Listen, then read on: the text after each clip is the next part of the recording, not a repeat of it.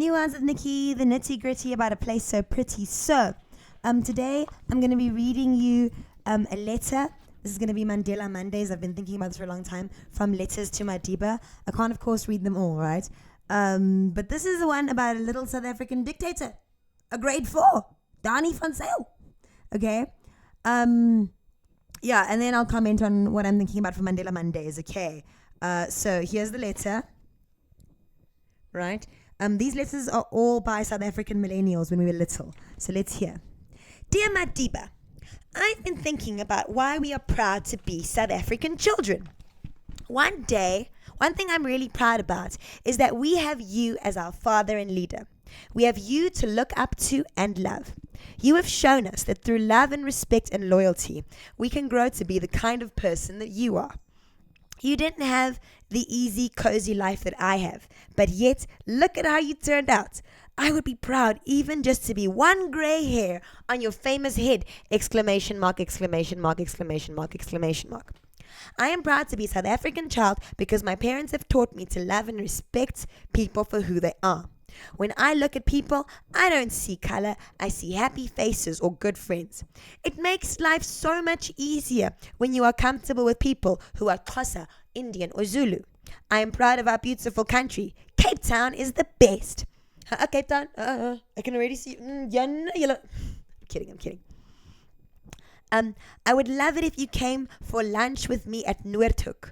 I would take you to Kim's farm store for lunch. We could sit on the stoep. You would really love the view of Chapman's Peak. My brother could take you on a four-wheeler to the lookout point, and you could see the whole of Fishhook Valley and Noordhoek Beach and Kommetjie.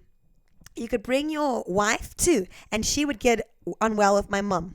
I'm very proud to be me, and I'm working hard at school to learn everything I can so that when I'm big, I can follow in your footsteps and do great things and make a difference for all of us in South Africa. Last year, when I was in grade 3, I wrote an essay about what I would do if I was president of this country. This is what I wrote. If I were president, I would always try to be good and kind and caring so that I would be a good example for others. I will stop all TV from 7 p.m. to 9 p.m. so families could have time to talk or argue with each other and fix problems. South Africans like arguing, hey? All children would learn to read and write and learn cooking so they could help in the house. Children would learn to look after their pets and to deworm their dogs and cats. I would teach families to care for their grannies and grandpas at home and not just dump them in horrid old age homes where they get smacked. All children who are naughty at school would have to work at the police station and do jobs like cleaning the toilets, sweeping the cells, and killing the fleas and lice and on the blankets. They would do this every day after school. Then they would be good. All children would have good manners. If they were rude, they would wear t-shirts for 1 week which say, I am rude. Capital letters, guys. I am rude. I am rude. All families would have to learn about recycling, and everyone would have a turn to sweep the pavements and pick up litter. If you didn't wear a seatbelt, you would be banned from driving a car. And there would be no drinking and driving in my country. Everyone would get a free lunch on Sunday if they went to church first. You're okay. What about non-Christians? Be like, bro, I'm hungry, I'm going to church. And they would have to pray and would be good all week until the next free lunch. Bribery and corruption with food, guys.